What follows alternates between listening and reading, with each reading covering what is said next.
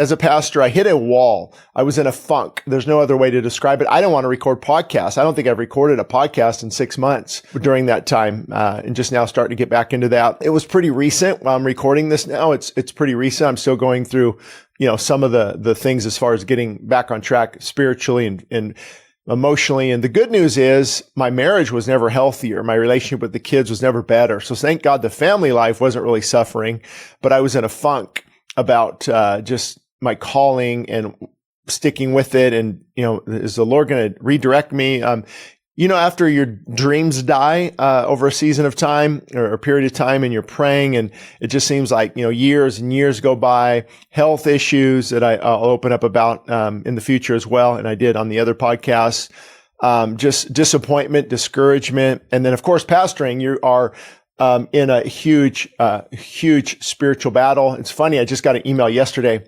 from our webmaster.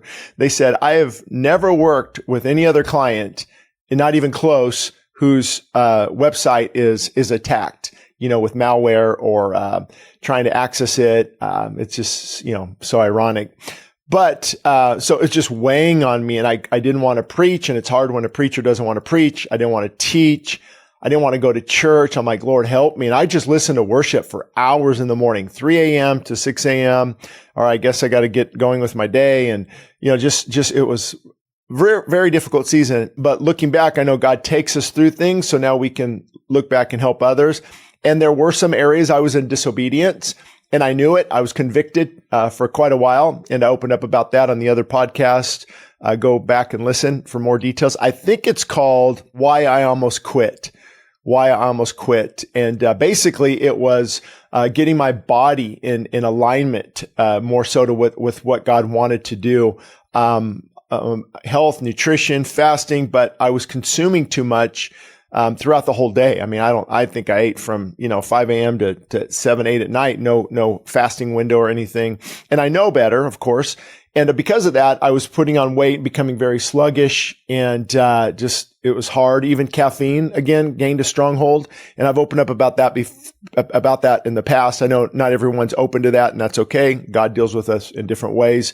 But for me, it's a drug. It's a central nervous stimulant. So I was just, still, looking to that to get some energy. And, you're robbing Peter to pay Paul. We could get in, to how it blocks, it actually blocks the receptor for adenosine, and then you don't feel sleepy, but then eventually you crash. And so I knew it. Plus I was addicted to it. And, believe it or not, I've heard from people all over the world, over the last couple of years on how our teachings have helped them, restructure their life, and especially getting off caffeine, or at least minimizing it, because we use it as a drug throughout the whole day. And that's not healthy. Take it to the Lord. Man, I don't feel much. I fall right asleep. Well, you don't get good sleep at all, because it affects your rapid eye movement, your REM. It's just constantly keeping your body in a state of fight and flight. You're irritable more easily. You're anxious more irritable, depression. I mean, there's tons of research for those who are interested. You can even look at the manual for mental disorders that they use, and it talks about caffeine-induced things. So anyway, I've already talked a lot about that. Every time I talk about this topic, man, people get convicted. I enjoy it. Well, good for you.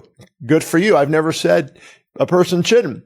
But are you getting upset because you're convicted? Because people who aren't convicted don't get upset. They're like, well, I enjoy one now and then, or in the morning. And hey, if it works for you, good for you. And maybe I will in the morning a little bit, but definitely not later in the day. And switching over to matcha green tea was real helpful too.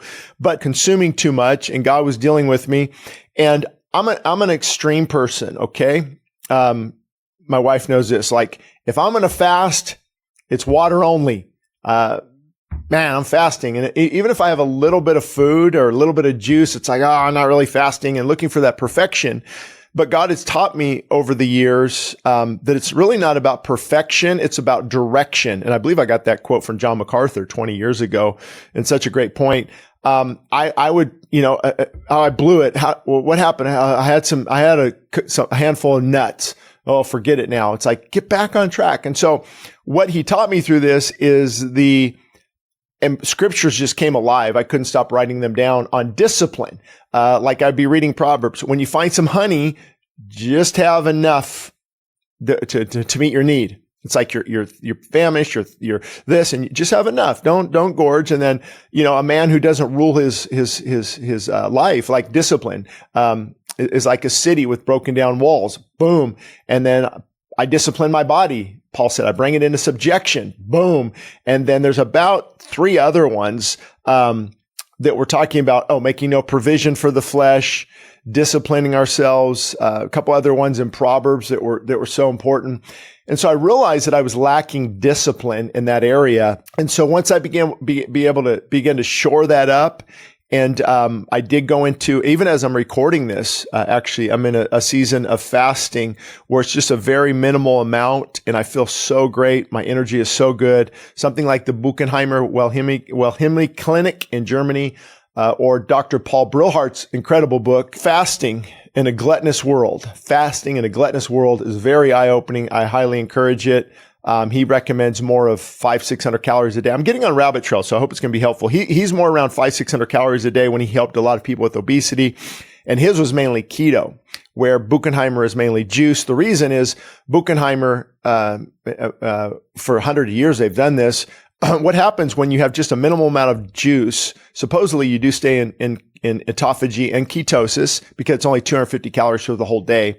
But they're trying to get mTOR to decrease. mTOR, the mammalian target of rapamycin I've talked about before. And they're seeing that an increase in mTOR, also an increase in IGF-1, insulin-like growth factor 1, are leading to cancer, more so in disease. And so so this type of fasting decreases mTOR. So it's very good for health and longevity. But then Dr. Paul, in his thought process, which I agree, it depends what you're looking for, is getting the body in ketosis. So if you have 500-600 calories the whole day, try it. It's no joke. Trust me. You're keeping that body in ketosis. You're not throwing in the glucose that could knock you out of autophagy, and even that blood sugar level rising and insulin. And it's really good. But it depends on what your goals are. For me, I kind of go back and forth, and I like, it's a kind of a mixture of both of what I'm doing. If I just get, I got a next hour, I've got a busy schedule. I feel like laying down, stick of grass-fed beef jerky, 60 calories, boom, really helps. So I hope these rabbit trails help, because I had no idea to speak on that. But I do know this. We underrate just how important our health is. We really do. You're young, you really care about it. Trust me, as you get older, and we're seeing all this rise of disease, all this rise of obesity. Obesity, I don't even know what the numbers are anymore, 70%. Adults, and it's just increasing. So I feel God wants me to really get this message out to people, how important this is.